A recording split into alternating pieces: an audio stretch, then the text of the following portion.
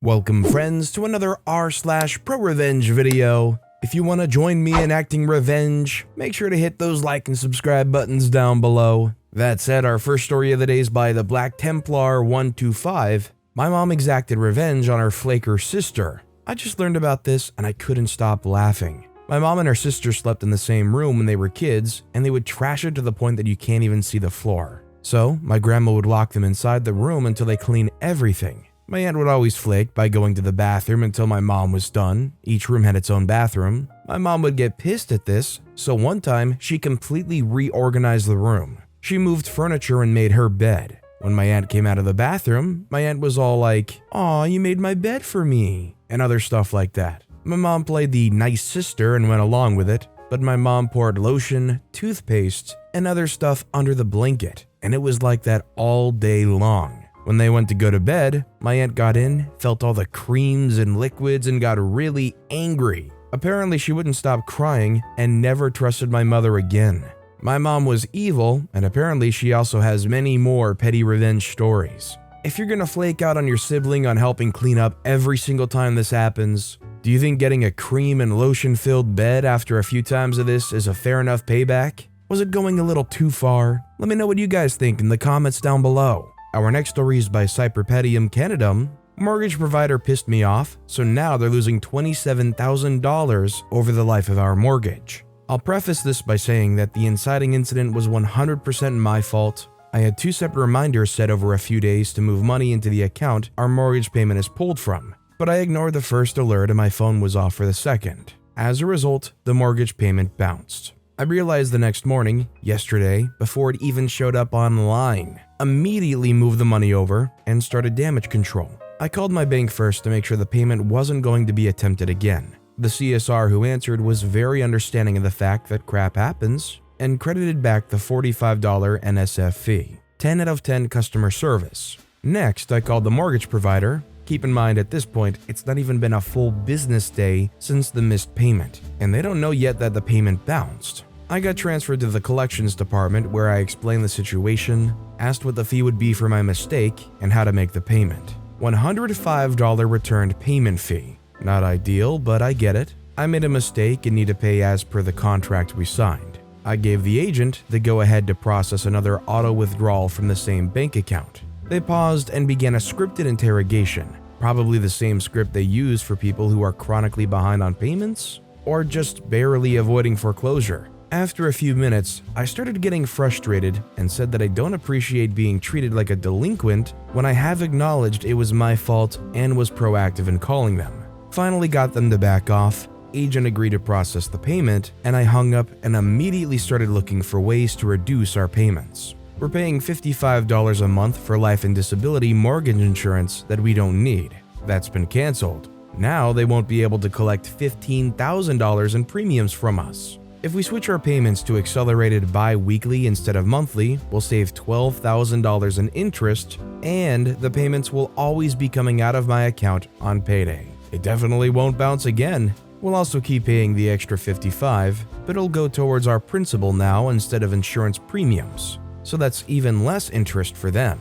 In total, we're saving more than $27,000 over the next 22 years. Too bad they couldn't be nice and understanding of the fact that we're all human and make mistakes. It's definitely not quite on the same scale, but this is why I definitely appreciate companies where, like, let's say you sign up for a free trial and one day into it, or like as soon as the payment processes, you realize, oh, I forgot to cancel that and I was going to. If they actually cancel it and refund you when you contact them, honestly bless them. I have such a huge amount of respect for companies that willingly do that. It makes me feel a lot more positive about being a return customer for sure. Our next story is by the T. Moving out of a rental, and the new tenant is refusing to uphold an agreement we had on furniture I'm leaving behind. I recently bought a place and have moved out of the rental I was staying in. The new tenant and I had a verbal agreement for some furniture I left behind to save us both some trouble, and since he didn't have the things I didn't want to take with me. He had agreed to pay $300, and now that I've already rented a truck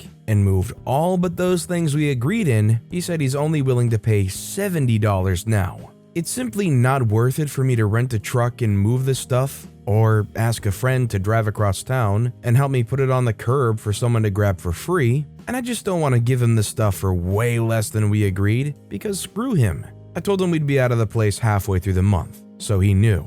I'm debating removing the cushions from the couch, some screws from the table, and stripping others, so it's wobbly and difficult to take apart, and thus get out of the house. I know I shouldn't have left those things without receiving payment, but I gave him the benefit of the doubt. Thoughts? If you have no other recourse, and you definitely don't want to sell it to this guy who's trying to underhandedly shortchange you like that, I would say look for a charity that's willing to do pickups, have them come out and collect all of it, and leave that guy with nothing. In one process, do two completely satisfying things. Our next story is by Salty Samham. Born-again Christian tries to use the Bible to shame me. Allow me to do the same. A little background on the two main characters of the story. I, 31-year-old female, 24 or 25 at the time, have been into heavy weightlifting for the last 7 or 8 years. Due to my dad's awesome genetics, I'm able to build muscle very easily for a woman. Hanky Panky, HP for short, is a creepy old school friend of my parents who became a born-again Christian after getting caught by his wife doing the dirty with his mother-in-law. Yes, you heard that correctly. There were only a few people who were aware of the story, my parents included, which is how I found out. None of HP's other Christian friends knew about this. The other Christian friends were also mutual friends of my parents, who were friends with me on social media as well. This becomes relevant later on. Around the time that I started lifting, I built muscle fast, and I was proud of that. So naturally, I'd often post before and after pictures. For the first few months, HP would always comment on my pictures telling me to slow down because at some point I'll start to look manly. I always ignored those comments because they're ridiculous. Fast forward to about a year into me lifting, I post another before and after picture, and here comes HP telling me now that I'm looking manly. Unfortunately for HP, he caught me on a bad day. So now I'm angry and decide to engage in some back and forth commentary. I ask if me being a woman who lifts weights makes me manly, what does that make him, a man who doesn't lift at all? HP decided to ignore that comment and hit me with, "The Bible says for women to look like women and men to look like men." Oh, the light bulb that went off after reading that. I was no longer angry, but absolutely filled with pettiness now. I mean, how couldn't I be after knowing all about his dirty little skeleton in the closet? So without further thought, I replied back with, I'm pretty sure there's something in the Bible that states not to sleep with your mother-in-law, but that didn't stop you, now did it? After I hit send on the comment, I sat back and watched the aftermath, and it was glorious. All of these mutual Christian friends were commenting, asking what happened, and they couldn't believe he'd do such a thing. I even got a few private messages asking what happened, and how they were disappointed he'd do such a thing. With his little reputation ruined, he decided to call my parents and tell them what I said. Halfway through his story, my mom just cuts him off and says, "Why were you even looking at our daughter's pictures? You're being a creep again," and then hung up on him. Mom is a true savage, and I know I made her proud that day. But the best part about the story is that his own wife, yes, they stayed married, liked my comment calling him out. He avoided me like the plague after that. Yeah, I don't understand why HP felt the need to insert his opinion anyways. Like, what relevancy does it matter what he thinks at all? He's not a relative. He's not really your friend. I'm sure OP probably didn't talk to the guy. It's just totally creepy. It's like, leave the daughter of your friends alone. This next story is by CadePow11 Gaming. Instagram was hacked, so I signed their email up for a bunch of spam. I'm 17-year-old male, so recently my Instagram account was hacked and I just got it back. Well, the person who hacked me made the mistake of sending one of my friends their email address. So I went onto a certain website and made an account using their email. Basically, it sends a crap ton of spam to the person's account. Also, I did this on quite a few other websites too, just waiting for them to reply. I sent them an email. This is what it said. "Hello there. You thought you could hack my Instagram account and get away with it? Think again. Right now, I have a spam bot going on your email address. Hopefully you'll learn your lesson. Goodbye. I know this won't change anything, but I hope you burn in heck." Yeah, I'm petty alright. Don't freak with me, and I won't freak with you. Considering the information you have and the limited resources you probably have to get real revenge, it's pretty good. I feel like the only downfall though is nowadays it's pretty easy to create a filter for stuff like this. I guess it really depends how sophisticated that spam service is. This next story is by Tachi Queen, Horrid X, but a small and satisfying revenge. I dated a guy for several years. Admittedly, I knew he had a history of cheating, but like everyone in that position, I somehow convinced myself that us being friends before would stop him from being so awful to me. Naturally, I was incorrect. He began to mistreat me, blame me for every negative in his life. He suffered from addiction, refused to speak to a therapist, just lashed out at me no matter how I tried to help. Finally, I became physically ill and he began to pull away when I really needed support because I was too much for him. At this point, I should give relevant information. He was in a band. He refused to work or do anything productive in case it got in the way of the band. He worked part-time off and on, but it was pulling teeth to get him to hold on to these jobs to even pay his rent. He ended up mooching off of family and friends. I wouldn't pay his bills, and he resented me deeply for it by this stage. So one night, the band had a party. Usually I'd be there, but I wasn't feeling well and went to sleep early. I woke up to a half a dozen messages of girls who knew me letting me know that my ex, my boyfriend at the time of this story, was cheating on me. He told me it wasn't true when confronted, but eventually it came out that he'd been continually cheating on me with at least 2 to 3 women, one of whom was a minor. We broke up.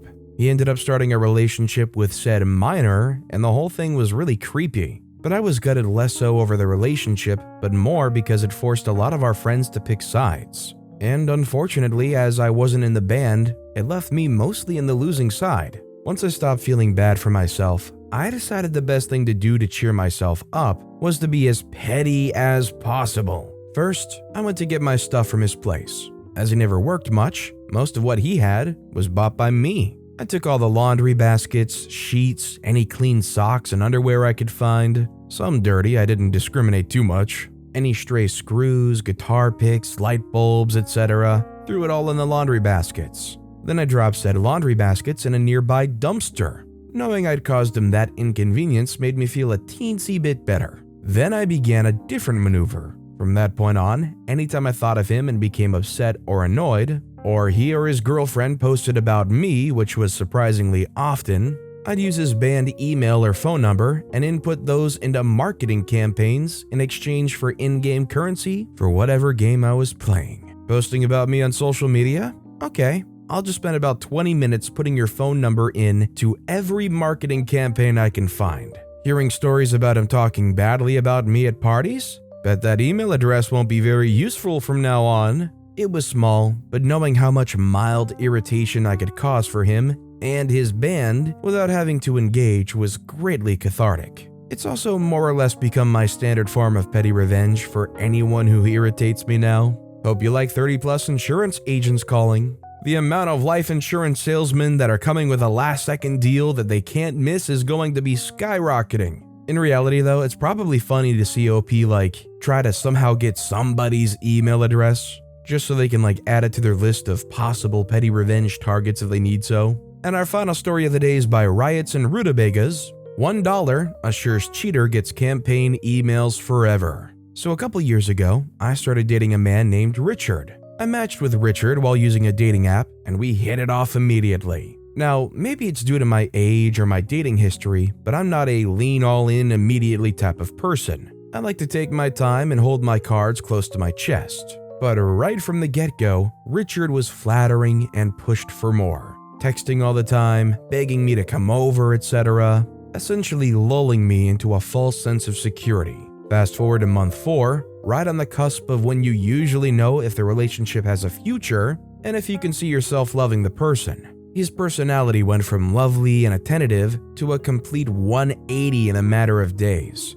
He started acting weird and distant, pushing me away. At first, I thought maybe something bad had happened to him, or I had done something maybe to offend him. So when I asked him if he was okay, because I noticed a change, he first tried to brush it off. Then it continued, and I tried to be gentle about it at first. But eventually I said that if this was a relationship he wanted to be in, he needed to figure his crap out. He treated me like I was crazy and tried to make me out to be a clinger. He implied that I had built the relationship up in my head. The absolute nerve of that man. I broke it off. I was absolutely perplexed as to what the freak just happened. Fast forward to a couple weeks after we broke up, and I'm scrolling through Instagram. There he was with another woman in his house looking cuddly as freak.